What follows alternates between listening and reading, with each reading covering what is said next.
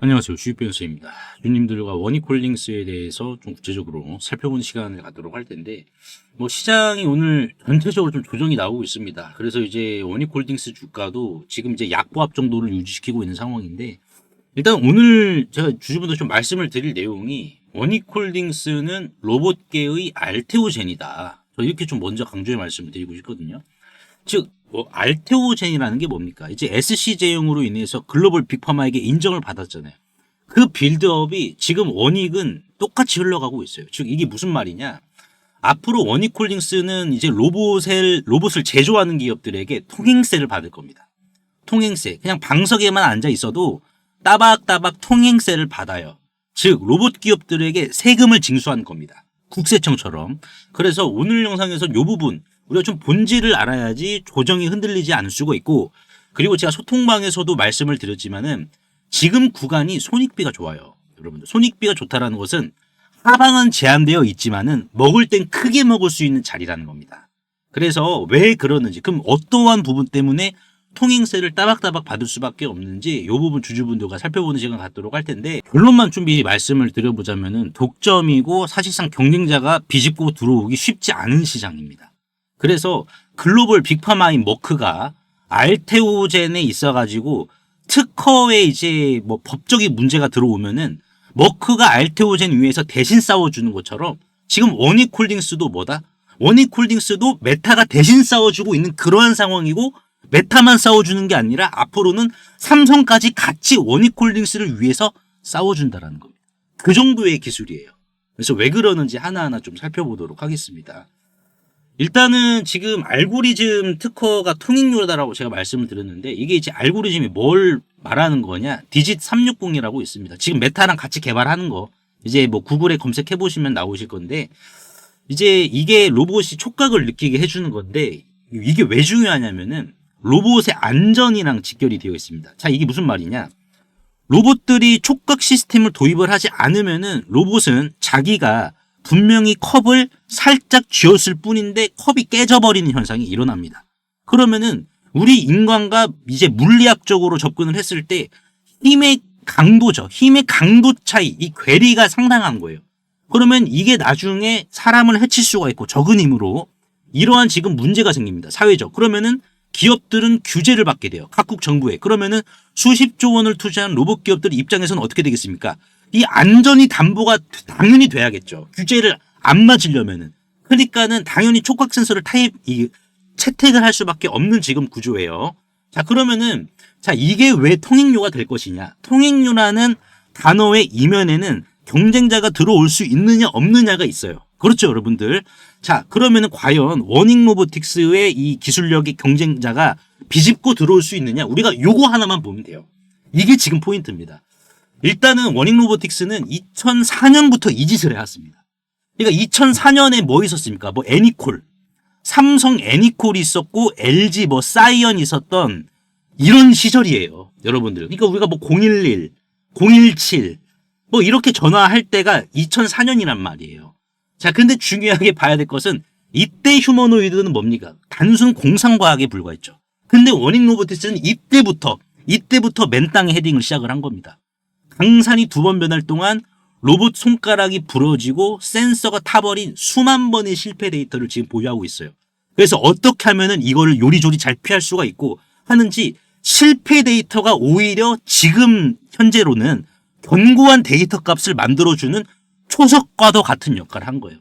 초석과도. 자, 그러면은 경쟁자가 지금 그럼 들어올 수 있느냐? 이렇게 보시면 될 것 같습니다. 일단 첫 번째, 요리학원 등록한 사람이 오늘 하루 요리 배웠다고 20년 된 종갓집 시간장 맛을 낼 수가 있을까요? 여러분, 상식적으로 힘들죠? 자, 여기에서 진짜 우리가 변수 하나만 더 줍시다. 자, 만들어낼 수 있다고 쳐. 유사하게 만들어낼 수 있다고 치더라도 지금 워닝 로보틱스의 13년의 격차를 단숨에 좁힐 수 있는 방법이 돈도 써야 됩니다. 이게 중요해요, 사실상. 자, 왜? 돈으로 시간을 지금 살 수 있는 시대가 왔으니까는 시도는 할 수 있어요, 경쟁자들이. 자, 근데 얼마나 있어야 되냐? 800조 정도는 있어야겠죠. 800조. 왜냐면은 지금 워닝 로보틱스가 기존에 갖고 있던 기술을 메타가 더 승화를 시킨 상황입니다. 그게 무슨 말이냐? 인재 확보를 위해서 최근 19조 원을 지출을 했습니다. 인재 확보하기 위해서. 이 인재들은 휴머노이드에 특화된 천재들입니다. 그냥 천재 중에서도 천재들이에요. 그러니까 이거는 검증이 필요 없는 천재들입니다. 그런 천재를 이제 뭐 1년 연봉 4천억 원, 1년 연봉 8천억 원 주고 데려왔어요. 이거는 아무 기업이나 못하는 건데. 그래서 뭐 알렉산더 왕이라든지 뭐 젊은 친구죠. 이 친구. 20대인데 실리콘밸리에서 지금 뭐 천재라고 불리고 있습니다. 이러한 천재들을 수십 명을 데리고 온 거예요. 수십 명 데리고 와서 메타가 TBD 랩에 이 연구실이 TBD 랩이라고 하거든요.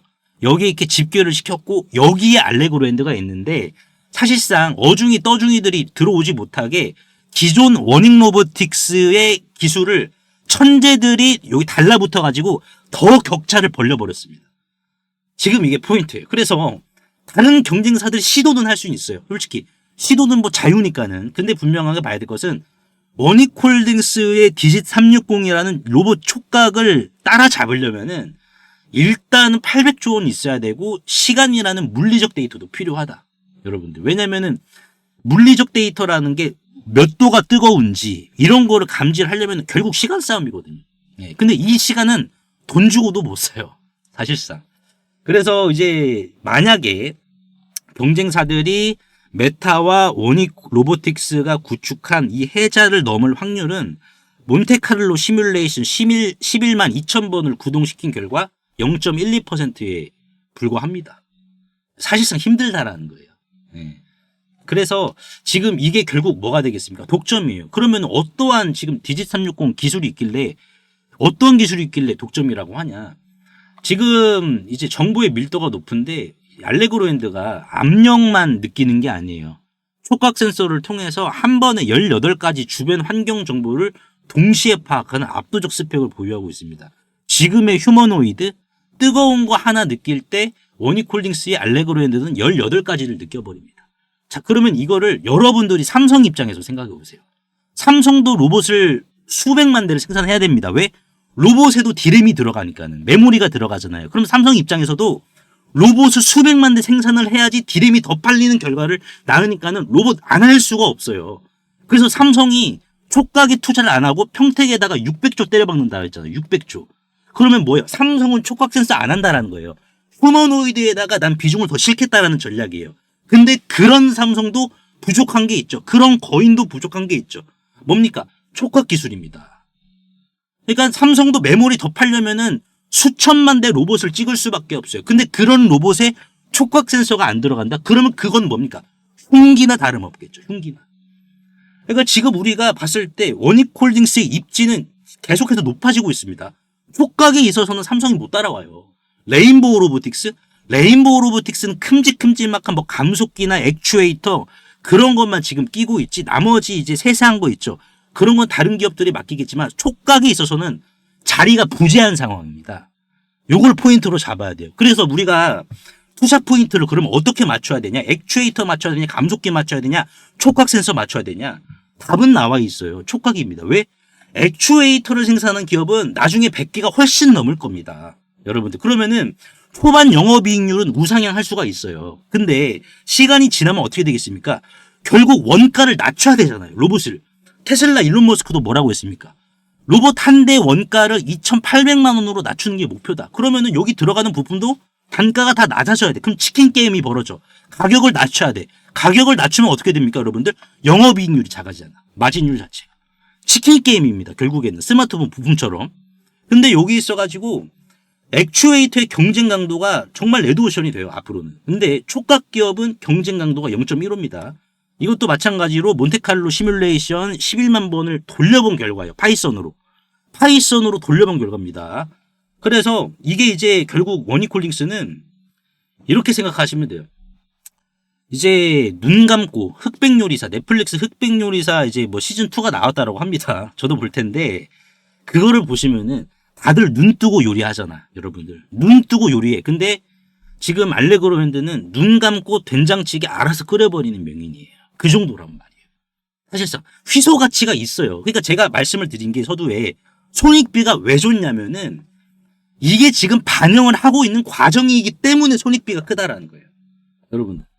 제가 여러분들께 뭐 차트적인 분석, 뭐 세력들이 뭐 중요한데, 그것도 중요한데, 제가 강조드리는 부분은 항상 그 이면의 본질을 우리가 찾고 찾다 보면은 그 기업이 워렌 버핏이나 찰리 먼거가 생각하는 비즈니스 모델처럼 이게 리스크가 적은 기업인지 많은 기업인지, 앞으로 이제 추가적인 생산시설 투자 없이 통행세만 따박따박 받는 기업인지, 그런 기업을 워렌 버핏이나 찰리 먼거가 가장 우선시합니다. 투자 철학상. 근데 지금 원익홀딩스는 모두 다 만족을 시키고 있어. 그래서 제가 오늘 12월 18일이죠. 12월 18일 날에 제가 뭐라고 말씀을 드렸습니까? 일단은 뭐 원익홀딩스를 제가 2번 말씀을 드렸습니다. 지금 주가 33,500원. 아직도 오래된 가방 공장으로 취급을 하고 있다. 근데 메타 IBM 이슈 본격적으로 터지고 나면은 이제 명품 가방 브랜드로 이름표를 바꿔단다. 원래 명품 브랜드는 비싸기 때문에 평균적인 로봇주 PBR 4.4배만 적용을 하더라도 54,000원이 나온다. 하한가치 이 정도입니다. 그러니까 우리가 지금 구간이 손익비가 좋은 게 요 밀려봤자 극단적으로 저는 이 구간이라고 보고 있어요. 주관적으로는. 근데 올라가면은 평균 PBR만 요 정도예요. 평균만. 근데 여기에서 당연히 미래 가치를 더 땡겨올 수는 있잖아요. 왜? 주식이라는 게 현재 가치 사서 앞으로 다가올 그 미래 가격이 파는 건데. 그럼 그 미래 가격은 54,000원에서 연장이 된다라는 거예요. 우리가 봤을 때. 그래서 지금 제가 말씀을 드린 게 적정 주가를 구할 때 분모를 현재 PBR로 놓고 분자를 타겟 PBR로 놓고 현재가 곱해주면은 이게 사실상 1원을 걸어서 1.79원을 따는 게임으로 결론을 내릴 수가 있었다라는 거예요. 이게 뭐냐? 카지노의 러시안 룰렛보다 확률이 훨씬 더 좋다라는 겁니다. 먹을 폭이 많은 게 맞고 손익비가 1대 3.88 나옵니다. 황금 비율이에요. 제가 소통방에서 뭐 여러분들께 되도한 뭐 어중이 떠중이 막 그런 말씀 드리는 게 아니라 이제 저도 이제 주주분들이 많이 계시니까는 대충 분석할 수가 없잖아요. 그런 부분을 저는 말씀을 드리는 겁니다. 이제 원익홀딩스 알레그로 이 알레그로인데 알고리즘이 왜 통행 요인인지 이런 거 다 말씀을 드리고 있습니다. 그래서 영상을 보시는 이제 원익홀딩스 주주분들도 이제 이 정보방 입장하시면은 정말 다른 어떤 뭐 텔레그램 뉴스보다도 순도 높은 질 좋은 정보들만 제공을 해드릴 거예요. 그래서 원익홀딩스의 가격 전략이라든지 정보 이런 거 이제 주주분들께서 다 챙겨 가시고 기술은 흉내낼 수는 있겠죠. 근데 800조 원의 인프라와 20년이라는 장인 정신의 세월이 만든 데이터의 깊이는 이거는 흉내를 낼 수 없다라는 거죠. 그 장벽을 여러분들이 머리로만 이해하지 마시고 가슴에다가 각인을 시키셨으면 좋겠습니다. 소통방에서는 이러한 정보들 다 무료로 제공하고 있으니까는 입장하셔가지고 수익 볼 수 있는 종목도 드리고 있으니까는 모두 다 여러분들 챙겨가시길 바랄게요. 그래서 상단에 보이시는 제 개인 번호로 원익이라고 간단하게 문자 한 통만 남겨주시면 한 분 한 분 제가 주소 남겨드리도록 하겠습니다. 바로 입장하시면 됩니다. 그래서 오늘 제가 원익홀딩스에 대해서 좀 분석을 도와드렸는데 주주분들 도움이 되셨다면 구독과 좋아요 한 번씩만 눌러주시면 감사하겠습니다. 세계적인 휴머노이드 기술 발전에도 불구하고 아직까지 해결하지 못한 난제로 남아있는 분야가 있습니다. 바로 배터리인데요. 현재까지의 휴머노이드는 비약적인 기술 발전을 이룩시켜서 벌써부터 이렇게 사람을 복제하는 수준의 휴머노이드 기술을 중국에서는 선보이고 있는 상황입니다. 그래서 보시면은 완전 인간을 모방화하는 이러한 휴머노이드 개발 발전 단계에 진입한 것을 확인을 할 수가 있는데요. 하지만 결정적인 문제는 이 휴머노이드 로봇이 20kg 이상의 무게를 상하치 않은 이러한 단순 반복 작업을 하더라도 평균적으로 1시간을 못 가 멈추는 현상이 전 세계 공통적인 문제로 감지가 되고 있고 이게 이제는 심각한 수준까지 집중 조명이 되고 있는 상황입니다. 현대차가 조 단위를 투자해 인수한 이 보스턴 다이나믹스의 아틀라스 같은 경우 배터리 용량은 세계 최고 수준을 보여주고 있어요. 무려 3700W입니다. 자, 이는 단순히 걷는 정도면 4시간 이상을 구동을 할 수는 있지만은 자, 여기에서 유리기판이나 엔비디아 실적 발표에서 강조한 이 고도의 추론 작업을 통과한 이 AI, 고도의 AI 반도체를 적용을 시키더라도 무거운 짐을 드는 순간 1시간도 못 가 멈추는 현상이 감지가 되고 있어요. 그리고 이제 테슬라의 옵티머스 이 배터리 용량도 오히려 보스턴 다이나믹스보다 더 적은 2300와트시이고요. 유비테크의 워커 S1마저 단 2000와트시로 배터리 용량이 기술의 한계를 막아버리는 이러한 현상을 생성시키고 있는 상황입니다. 그래서 이 난제 해결사로 현재 이 전고체 배터리가 재차 지금 불씨를 지피고 있는데요. 이는 액체 전해질을 고체로 대체를 한 것이고 화재 위험까지 낮으면서 에너지 밀도가 높기 때문에 대량 양산까지 유리합니다. 그래서 현재 휴머노이드의 최종 난제라고 불리고 있는 이 배터리의 마지막 퍼즐에 적합한 수준이다라고 강조를 하고 있는데요. 하지만 결국 이 전고체 배터리도 이 방전 시간이라는 것은 존재하기 때문에 인류는 오히려 영원한 수명을 가진 불멸의 배터리, 인피니트 배터리를 요구할 수밖에 없는 상황인데요. 그래서 현재 미 항공우주국인 나사와 그리고 테슬라는 이 배터리 수명을 종결을 짓기 위해 유일한 해결책으로 원자력 배터리, 즉 뉴클리어 배터리, 핵 배터리를 제시한 상황입니다. 이 원자력 배터리, 뉴클리어 배터리는 작년 미국의 한인 과학자인 이 권재환 교수님이 현존하는 가장 강력한 원자력 배터리를 개발을 했는데 성공했다라고 밝혔는데요. 핵 폐기물에서 발생한 이 방사성 동위원소를 적용을 했을 시 현존 기술로는 전기를 10% 미만밖에 발생을 못 시켰지만 이 교수님의 기술을 적용을 시켰을 경우 무려 60% 이상의 전기를 만들어낸다라는 이러한 사실이 밝혀져 지금 현재 미국 국방부죠. 미국 국방부의 지원을 받아 상용화를 추진 중인 상황이다라고 보시면 될 것 같습니다.